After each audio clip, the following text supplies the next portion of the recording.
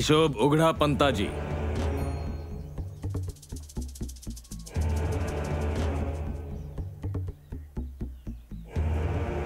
आबा,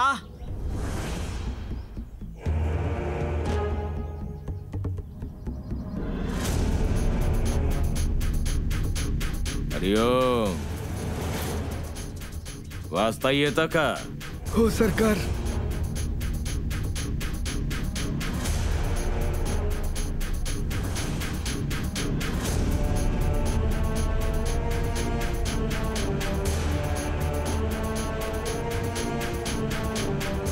हे वाच आणि ऐकव सर्वांना. किती उरले आहेत तुझे? 5 रुपये सरकार. अरे नीट वाच.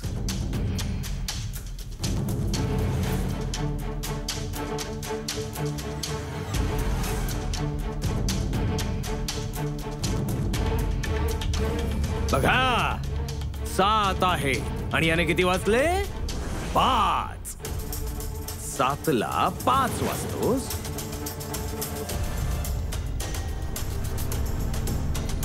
काय म्हणालो होतो मी? माझ्या सत्य आणि निष्ठेवर जर कोणी प्रश्न उपस्थित करत असेल तर त्याचे परिणाम भोगावे लागतील.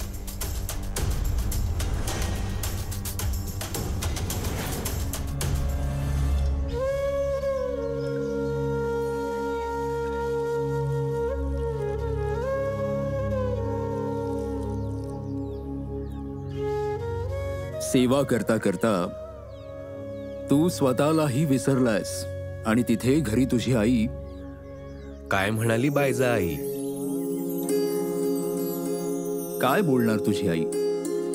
तुझ्या वेदना पाहून तिलाही वेदना होतात.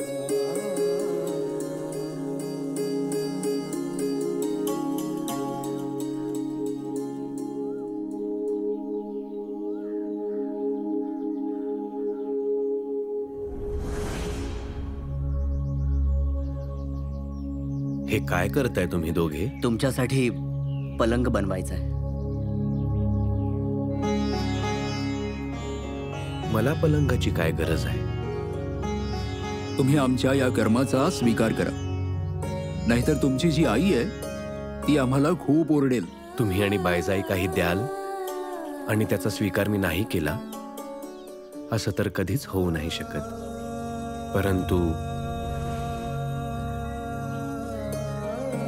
परंतु मला पलंग नको आहे. जर तुम्हाला काही द्यायचंच असेल तर मला लाकडं द्या, बाकी मी स्वतःच बनवेन. पण असं कसं? विश्वास ठेवा माझ्यावर, मी नक्की बनवेन. आप्पा, पलंग साईंसाठी बनवायचा आहे. त्यांना जसा हवा तसा ते बनवतील. तर त्यांना लाकडं देऊया आणि आपण निघूया आता. तसंही भरपूर काम आहे आज.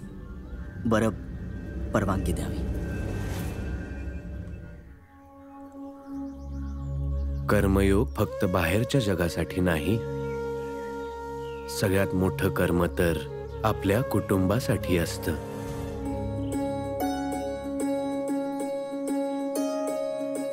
महालसापतीजी, आज यमुनेची सोयरीक नक्कीच जुळेल.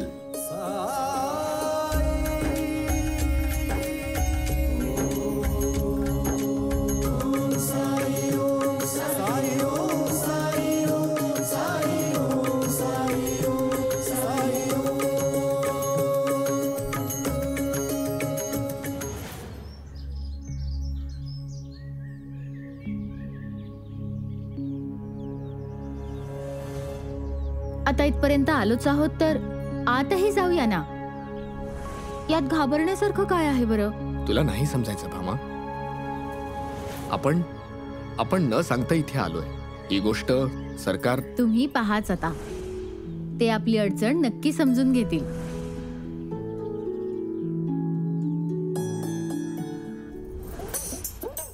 अरे वा, आज काहीतरी छानसं बनवलंयस वाटतं तू. मी तुमच्याकडेच येत होते. जरा चाखून बघा ना कसे झालेत. वहिनी साहेब. माधव, तू कधी आलास? ये ये आत ये. बाहेर का उभा आहेस?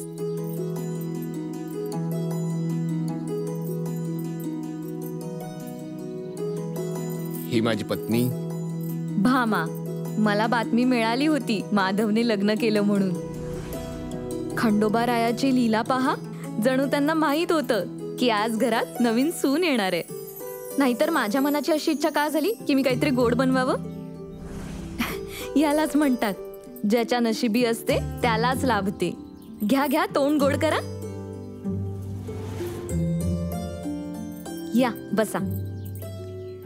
चिवताई, माधव. माधव. नमस्कार ताई. ताई साहेब. ताई साहेब. हे तुमच्यासाठी. अरे नाही नाही नाही नाही नाही नाही, याची काय गरज होती. माधव, काय काम काढलंस? वहिनी साहेब, रोजगार. आपल्या गावात तर भविष्य सोडा, वर्तमानही नाहीये. एवढं शिक्षण मिळवलं पण नोकरी नाही मिळाली. आणि नोकरी नाही तर म्हणून विचार केला, कुलकर्णी सरकारने जर काही रोजगार मिळवून दिला तर. का नाही, ते तुमची मदत नक्की करतील. हे तर घाबरत होते. आम्ही न कळवताच आलो ना. कुलकर्णी सरकार रागवतील असं वाटलं. नाही नाही, यात रागवण्यासारखं काय आहे. माणूस आपल्या माणसांकडेच जातो ना जेव्हा त्याला मदतीची गरज असते. अरे तुम्ही उभे का असे? बसा बसा आणि हे सगळं संपवा. हा, मी जाऊन पाणी आणते तुमच्यासाठी. हा,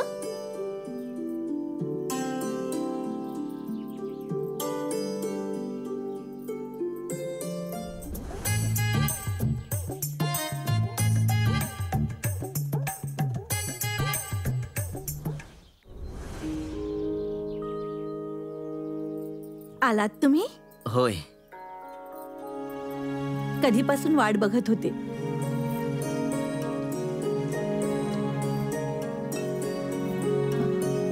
हे घ्या.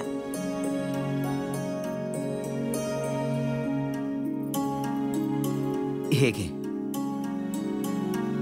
हे सगळं काय आहे? ही मिठाई आहे आणि हे मुलासाठी धोतर आहे. अजून सोयरीक जमलीही नाही आणि तुम्ही हे सगळं घेऊन आलात. सोयरीक जमली नाही पण जमेल. आज सोयरीक नक्की जमेल. असं कोण म्हणाला तुम्हाला? साई.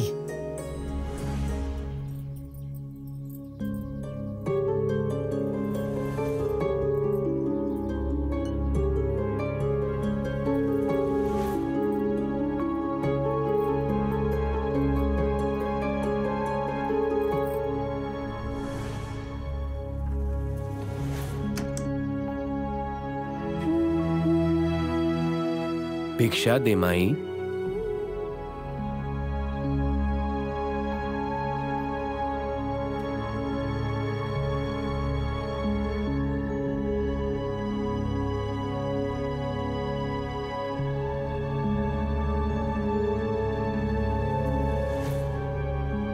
कुठे निघाला आहात? दुसऱ्या गावी साई. म्हणजे पळून चाललाय शिर्डीतून? पळू नाही तर काय करू. कर्ज घेतलं होतं खूप मोठं. त्याचं व्याज आमच्यावर एवढं वाढलंय, कधी विचारही केला नव्हता. मग हिशोब लक्षात का नाही ठेवला? हिशोब करता आला असता तर हे दिवस बघावे लागले नसते. गरीबाचं कुणी नाही. देवाची भरपूर सेवा केली. यांनी कधीच काही चुकीचं काम केलं नाही. नेहमी दुसऱ्यांना मदत केली आहे. तरीही देवाने आज आम्हाला दिवस दाखवला.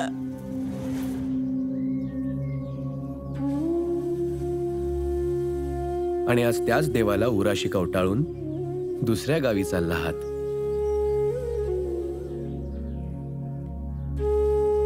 तिथे हिशोब करण्याची वेळ नाही येणार का? आमच्याकडे दुसरा कोणता मार्गच उरला नाही. अजून काय करायचं आम्ही? सोपीच गोष्ट आहे. हिशोब करायला शिका. या वयात शिकण्याचं कोणतंच वय नसतं आणि कुठली मर्यादाही नसते.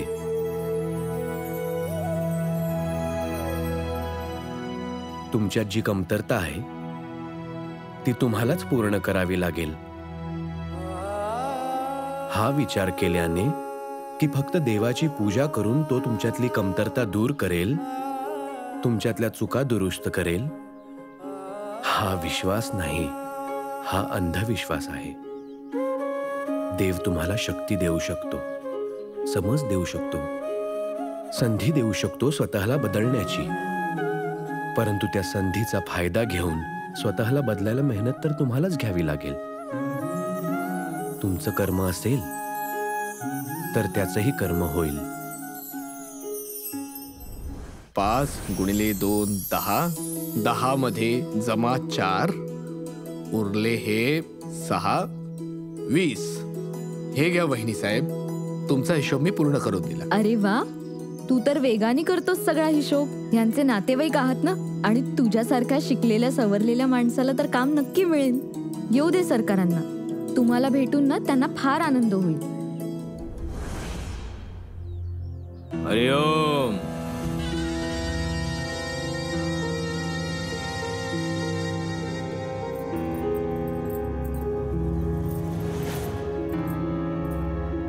हरिओम. सरकार, माझी पत्नी भामा. हे तुझं सासर नाही आणि तुझं हे माहेरे नाही. यालाच तोंड घेऊन इकडे.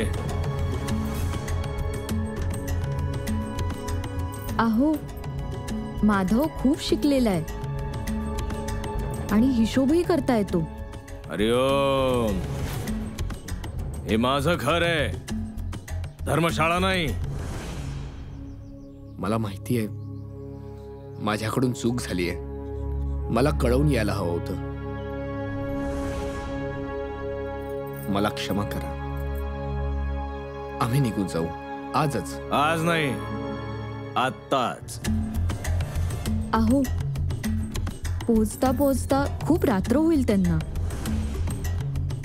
आजची रात्र हे दोघे इथेच थांबले तर. हरिओम.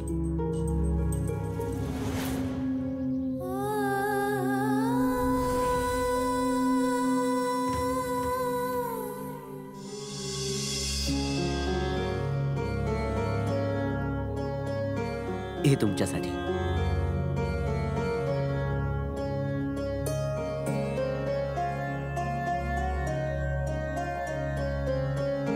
आप्पा पाटलांकडून तुमच्या कुटुंबाचं वर्णन ऐकताच असं वाटलं की अशा संस्कारांची मुलगी जर आमच्या घरी सून बनून आली तर आमच्या पुढच्या 7 पिढ्यांचा उद्धार होईल. व्यापारी आहे, बरंच काही मिळालंय मला श्रीरामांच्या कृपेने. यमुनेला कोणत्याही प्रकारची काहीच कमी भासणार नाही. आता मी काय बोलू, माझा तर विश्वासच बसत नाही. अशा कुटुंबाची कल्पना माझ्या यमुनेसाठी मी केली होती, अगदी तसंच आहे बघा. तुम्हाला वाटणारच नाही की तुम्ही मुलगी दिली आहे. आणि तुमच्या यमुनेलाही वाटेल की ती एका घरातून निघून दुसऱ्या घरात आली आहे. फक्त 4 जोड्या कपडे आणि 100 तोळे सोनं घेऊन.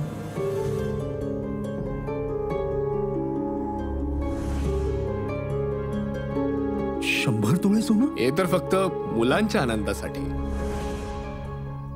आमच्यासाठी तर आमच्याकडे बरंच काही आहे श्रीरामांच्या कृपेने. पण 100 तोळे सोनं तर. आम्ही अशा माणसांमधले नाही आहोत की आधी मुलीला घरी आणलं आणि मग मागणी केली. जे काही आहे आधीच स्पष्टपणे सांगितलेलं बरं. आणि तुमच्यासाठी 100 तोळे सोनं म्हणजे काही मोठी गोष्ट नाहीये. तुम्ही तर सोनार आहात ना. तुम्ही आम्हाला उद्यापर्यंत कळवा की होऊ शकेल की नाही. कारण अजूनही बरीच स्थळं आली आहेत. आम्ही त्यांना थांबवून ठेवलंय. म्हटलं आधी तुम्हाला भेटून घेऊ. उद्यापर्यंत?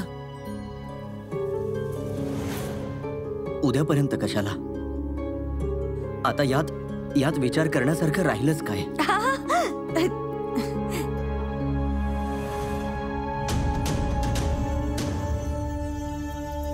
घ्या, तोंड गोड करा.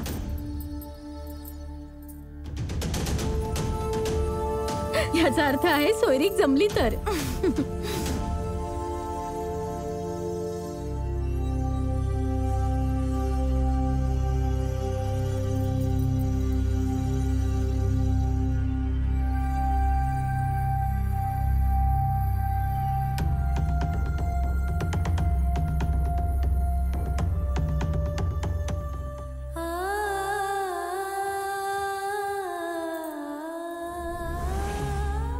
आम्ही चांगलासा मुहूर्त पाहून तुम्हाला लवकरच कळवतो.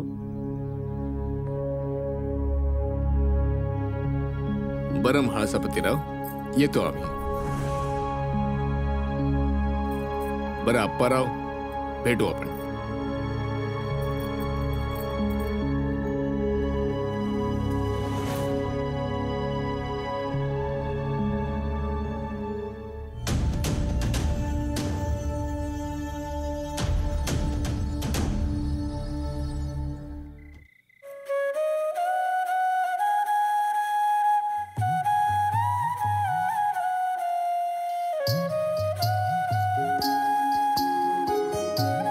कर्मयोगाच्या मार्गावर अडचणी आहेत.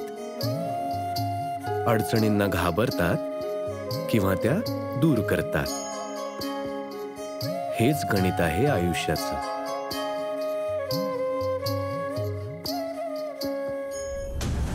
तुम्ही माझ्यावर का रागावताय? मिठाई तर तुम्ही स्वतःच आणली होती ना, आणि धोतर सुद्धा. आता सांगा ना तुमच्या साईला की कुठून तरी 100 तोळे सोन्याचीही व्यवस्था करावी, म्हणजे त्यांची भविष्यवाणी खरी ठरेल.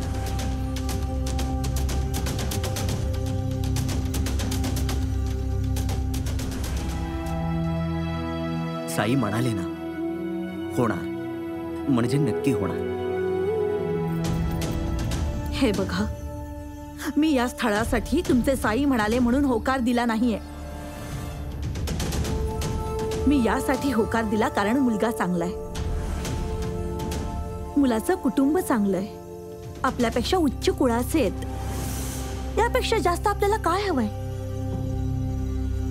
तर हे साईचं पल्हाळ लावणं आता बंद करा. आता हा विचार करा की 100 तोळे सोन्याची व्यवस्था कुठून आणि कशी होणार आहे. जर ही सोयरीक तुटली ना तर फार नाचक्की होईल. मग आयुष्यभर बसून खायला घाला या 3 मुलींना. 100 तोळं सोनं माहितीये किती असतं? कुठून आणू मी एवढं सोनं? कसं शक्य होईल हे सगळं?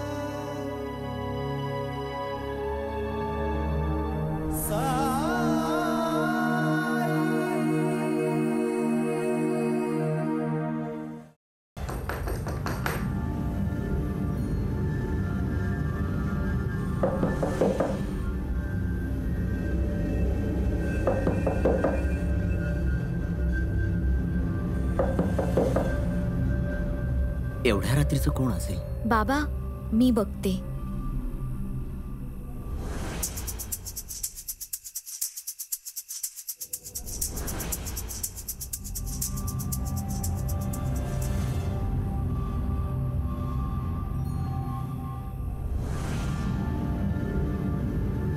आपण कोण? माझं नाव विठ्ठल आहे. कोपरगावी जात होतो. रस्ता चुकलोय. तुमच्या घरी कोणी आहे जो मला मार्ग दाखवू शकेल? मी बाबांना बोलवते. बाबा,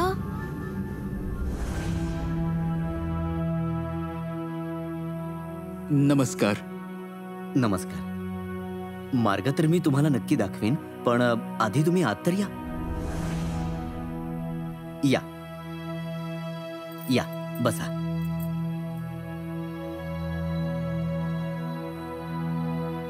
हे बघा, एवढ्या रात्री कोपरगाव पर्यंतचा प्रवास अजिबात योग्य नाही. वाटेत घनदाट जंगलही लागतं. तुम्ही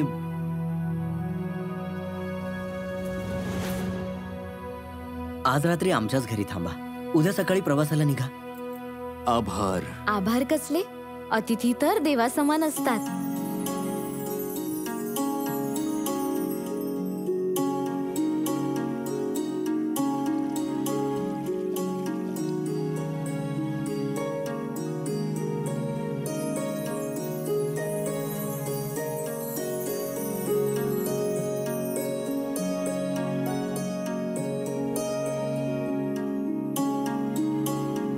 तुम्ही जेवण करणार का? नाही नाही. अरे हो हो, प्रवास करून आलात, दमला असाल, भूक तर लागलीच असेल ना.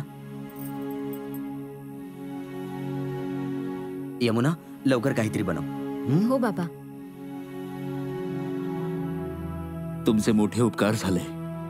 अहो, यात उपकार कसले? जर अशा परिस्थितीत मी तुमच्यापाशी आलो असतो तर कदाचित तुम्हीही हेच केलं असतं. मी तुमच्या झोपण्याची व्यवस्था करतो. बरं.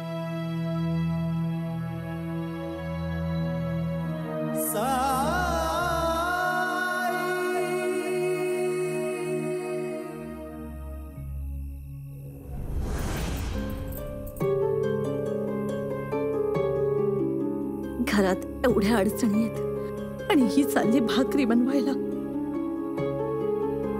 आणि तुम्ही तर रात्री राहण्याचं आमंत्रणही देऊन टाकलं, तेही एका अनोळख्याला. हे बघ, वाट चुकलेत ते. एवढ्या रात्री कुठे जातील? आणि तसंही एक रात्र जर आपल्या घरी राहिलेच तर त्यात आपलं काय कमी होणार आहे? यमुने, बाळा भाकरी बनव.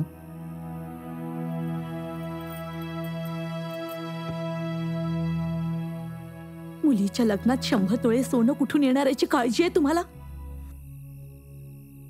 ती वैला पाय 3च. मी म्हणालो ना तुला की सोयरीक नक्की जमेल. तुम्ही नाही, तुमचा साई म्हणालाय. पण तुमच्या साईने कधी हे सांगितलंय का की कसं? की तुमचा साई म्हणालाय की 100 तोळे सोनं नाही, तुमच्या मुलीचे गुण पाहून ही सोयरीक जुळणार आहे.